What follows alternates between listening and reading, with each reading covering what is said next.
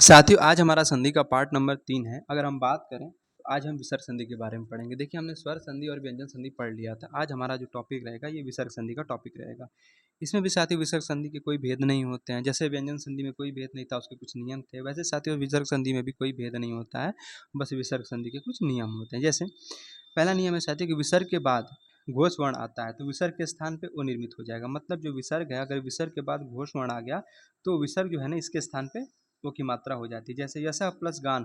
अब देखिए साथियों, विसर्ग है ना, विसर्ग के बाद ग क्या है, हमारा घोष वर्ण है, तो हमने क्या बताया कि जो विसर्ग है इसका ओ में परिवर्तन होगा तो हो गया यशोगान। मनः प्लस नीत। विसर्ग के बाद न हमारा क्या है, घोष वर्ण है, तो हमारा ओ विसर्ग ओ में परिवर्तित हो जाएगा तो मनोनीत।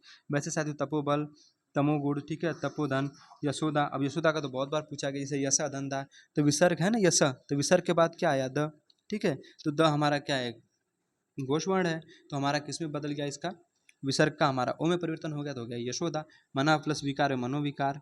फिर अधोभूमि, फिर सिरा प्लस भाग सिरोभाग, मना प्लस रोग मना रोग। तो विसर्ग के बाद र साथियों र हमारा क्या है, घोष वर्ण है, तो विसर्ग का ओ की मात्रा में परिवर्तन हो जाता है तो हो गया मनोरोग। अगला नियम है, कह रहा है विसर्ग के बाद अगर अ आता है ना, विसर्ग के बाद अगर अ आ जाता है तो विसर्ग के स्थान पे ओ हो जाएगा। जैसे मनः प्लस अभिलाषा। देखिए विसर्ग के बाद अ आया ना साथियों, तो जब विसर्ग के बाद अ आता है तो क्या होता है, ओ का निर्माण हो जाता है, तो मनोभिलाषा हो गया यहाँ पे। मनः प्लस अनुकूल मनोनुकूल। कैसे, देखिए मनः प्लस अनुकूल बराबर मनोनुकूल। अब देखिए विसर्ग के बाद क्या है, अ आ गया, जो विसर्ग के बाद साथियों आ गया ना, तो विसर्ग का किस में परिवर्तन हो गया, ओ में परिवर्तन हो गया तो हो गया मनोनुकूल। अगर विसर्ग के बाद साथियों अगला नियम कह रहा है कि विसर्ग के बाद च छ या बड़ा सा, च छ या बड़ा सा आए तो क्या होता है, बड़े सा का निर्माण हो जाता है, किसके स्थान पे, विसर्ग के स्थान पे, ठीक है। जो परिवर्तन होगा साथियों विसर्ग में होगा, ठीक है। तो विसर्ग के स्थान पे क्या होगा, आधा वाला बड़ा सा हो जाता है। जैसे हरि प्लस चंद्र बराबर हरिश्चंद्र। कैसे, देखिए विसर्ग के बाद क्या होता है, च छ या स, कौन सा, बड़ा वाला स, तो इसमें साथियों जो विसर्ग है ना इसका आधे बड़े स में परिवर्तन हो जाता है ना, तो हरिश्चंद्र में क्या आधा बड़ा सा आया ना, दो प्लस चक्र। विसर्ग के बाद देखिए च आया तो विसर्ग का साथ आधे बड़े स में परिवर्तन हो गया तो दुष्चक्र हो गया। मना प्लस चेतना। अब देखिए विसर्ग के बाद च आया ना साथियों, तो अब विसर्ग है, विसर्ग का किस में आधे बड़े स में परिवर्तन हो गया तो होगा मनश्चेतना। यथा प्लस शरीर का यथा शरीर, प्रायः प्लस चित्त का प्रायश्चित, पुनः प्लस चर्या पुनश्चर्या, निह प्लस छल निश्चल, निह प्लस चय निश्चय। निश्चय का तो बहुत बार पूछा गया, तो ध्यान दीजिए निश्चय पे। निह प्लस छल में क्या है, विसर्ग के बाद हमने बताया च छ या बड़ा स में से कोई भी अगर आता है तो विसर्ग का क्या होता है साथियों, विसर्ग के स्थान पे आधा कौन सा, बड़ा सा हो जाता है, ठीक है। तो निश्चल में क्या है, नि सचल है ना, तो आधा बड़ा सा का निर्माण हुआ यहाँ पे। चलिए अगले नियम की बात करते हैं। अगला नियम कह रहा है साथियों, अगला नियम है साथियों कि अगर विसर्ग के बाद त थ या छोटा वाला स आता है, कौन सा, विसर्ग के बाद त थ या छोटा स आता है तो विसर्ग के स्थान पे क्या होता है, जो विसर्ग है ना इसके स्थान पे आधे छोटे स का निर्माण हो जाता है। जैसे निह प्लस तेज, तो विसर्ग के बाद क्या बता, त थ या छोटा सा आता है तो विसर्ग के स्थान पे किसका, आधे छोटे सा का निर्माण हुआ, तो निस्तेज। देखिए निस्तेज में आधा छोटा सा आया ना, किसके स्थान पे आया, विसर्ग के स्थान पे आया है, राइट। अगला एग्जाम्पल देखिए, नमः प्लस ते बराबर नमस्ते। तो हमने क्या बताया कि विसर्ग के बाद त आया यहाँ पे, तो विसर्ग का साथियों आधे छोटे सम निर्माण हो गया तो नमस्ते हो गया। तो मनः प्लस ताप, तो मनस्ताप कैसे हुआ, देखिए विसर्ग के बाद त आया ना, तो विसर्ग का साथियों आधे छोटे सम निर्माण हो गया तो मनस्ताप। दु प्लस साहस दुस्साहस हो गया। अंतः प्लस स्थल अंतस्थल हो गया। निह प्लस संतान, बहुत बार पूछा गया, निह प्लस संतान निसंतान। कैसे, अब देखिए निह प्लस संतान, तो न के बाद क्या है, स आया ना, सॉरी विसर्ग के बाद क्या है, स आया, तो विसर्ग का साथियों आधे छोटे स में निर्माण हो जाता है, इसका ना परिवर्तन हो जाता है, तो निसंतान हो गया। अब वी प्लस तार विस्तार। कैसे, देखिए विसर्ग के बाद त आ गया तो विसर्ग का आधे छोटे स में परिवर्तन हो गया तो हमारा विस्तार हो गया, राइट। चलिए अगला नियम देखते हैं। छोटी ई या छोटा ऊ के साथ विसर्ग क्या हो, छोटा ई या छोटा ऊ के साथ विसर्ग अब प्लस क ठ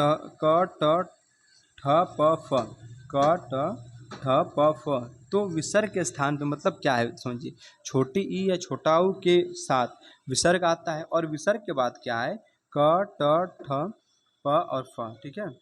तो जो विसर्ग है ना, तो विसर्ग के स्थान पे आधा वाला षष्ठकोण स का निर्माण हो जाता है। जैसे हम बात करते हैं एग्जाम्पल में, पुलह पुह प्लस कर, ठीक है, पुह प्लस कर। अब देखिए हमने क्या बताया था, विसर्ग से पहले छोटी ई या छोटा ऊ, तो यहाँ पे साथ ऊ में क्या है, छोटा ऊ आया ना, और उसका मिलन साथ क ट ठ प और फ, ठीक है। इसके बाद विसर्ग का, इसके बाद अगर ये आते हैं तो विसर्ग के स्थान पे आधा षष्ठकोण स हो जाता है। तो इसके बाद क्या आया हमारा क आया ये वाला। इसका भी निर्माण किसमें आधे छोटे समय किसका होगा विसर्ग का हो जाएगा, तो हमारा पुष्कर हो गया ना। दु प्लस काल बराबर दुष्काल। कैसे देखिए, अब विसर्ग विसर्ग से पहले क्या है छोटा ऊ की मात्रा है। अब विसर्ग के जस्ट बाद क्या है क आया, तो विसर्ग का साथी किसमें निर्माण हो गया आधे षष्ठपूर्ण समय, तो हो गया दुष्काल। वही प्लस कृत बहिष्कृत, ठीक है। वैसे आगे चतु प्लस टीका चतुष्टिका हो गया, धनु प्लस टंकार धनुष्टंकार हो गया, नी प्लस टू निष्ठुर हो गया, नी प्लस प्राण निष्प्राण हो गया, नी प्लस पादन निष्पादन हो गया। वैसे नी प्लस पाप निष्पाप हो गया, ज्योति प्लस फलक ज्योतिष फलक हो गया ना। चलिए अब हम बात करते हैं अगले नियम की। कह रहा है छोटी ई या छोटा ऊ के साथ विसर्ग हो और इसके जस्ट बाद क्या हो र हो, तो लघु ई और लघु ऊ दोनों जो है बड़ा ऊ और बड़ी ई में परिवर्तित हो जाएंगे। समझिए इस चीज़ को। कह रहा है छोटी ई या छोटा ऊ के साथ विसर्ग के बाद, ठीक है, छोटी ई या छोटा ऊ के साथ विसर्ग आए और उसके जस्ट बाद क्या है र आए, तो क्या होता है लघु ई यानी जो छोटी ई और छोटा ऊ है ना, इन दोनों के स्थान पे बड़ा ई और बड़ा ऊ हो जाता है। जैसे नी प्लस रो, देखिए हमने क्या बताया विसर्ग से पहले छोटी ई या छोटा हुआ है, तो नी में क्या है साथी छोटी ई है ना, तो विसर्ग से पहले छोटी ई आया और विसर्ग के बाद क्या है साथी र आता है, तो आ गया ना नी प्लस रोग में र आया ना। तो हमने क्या बताया छोटी ई और छोटा ऊ का साथी बड़ी ई और बड़ा ऊ में परिवर्तन हो जाता है। तो निरोग में साथी देखिए न पर छोटी की मात्रा, यहाँ पे न पर बड़ी की मात्रा हो जाएगी निरोग में, राइट। यही समझाना चाहते थे। अगली बार देखिए अगला एग्जाम्पल कह रहा है नी प्लस रज। देखिए विसर्ग से पहले क्या है छोटी ई है और विसर्ग के जस्ट बाद क्या है साथियों यहाँ पे हमारा र आ गया। तो हमने क्या बताया कि जो छोटी ई और छोटा ऊ होता है ना साथियों, ये हमारी बड़ी ई और बड़ा में परिवर्तन हो जाएगा। तो नी पे छोटी की मात्रा यहाँ पर बड़ी की मात्रा हो जाएगी, तो नीरज हो गया ना। नी फिर नी प्लस ख बराबर सॉरी नी प्लस र बराबर नीरव हो गया। कैसे विसर्ग से पहले छोटी ई आया विसर्ग के बाद र आ गया, ठीक है।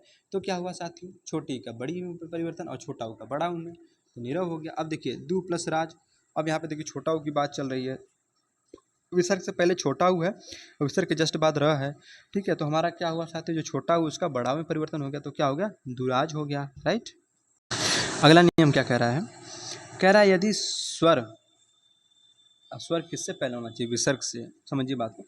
विसर्ग से पहले स्वर हो, क्या हो विसर्ग से पहले स्वर हो और विसर्ग के जस्ट बाद कोई घोष वर्ण हो, तो क्या होता है, तो विसर्ग के स्थान पे आधे र का निर्माण होगा। जैसे निह प्लस धन, तो क्या होगा निर्धन होगा। निह प्लस वाह निर्वाह हो गया, ठीक है। तो हमने क्या बताया कि विसर्ग से पहले स्वर, तो विसर्ग देखिए न के बाद क्या है विसर्ग, और विसर्ग से जस्ट पहले न पे क्या है छोटी की मात्रा, मतलब विसर्ग से पहले छोटी ही है। तो हमने बताया विसर्ग से पहले स्वर हो और उसके जस्ट बाद घोषवर्ण हो, ठीक है। तो वह क्या हमारा है घोषवर्ण है, तो हो गया निर्वाह। और किसमें विसर्ग का आधे र में परिवर्तन हो गया।